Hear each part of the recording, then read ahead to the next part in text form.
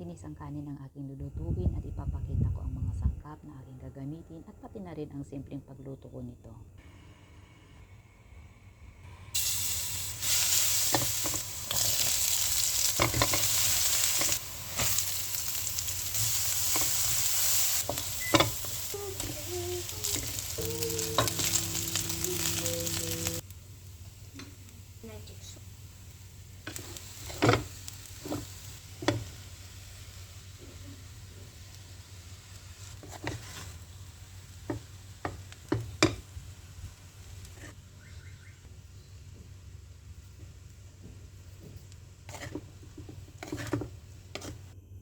Ganyan po ang pagluto ko ng simpleng ginisang kanin.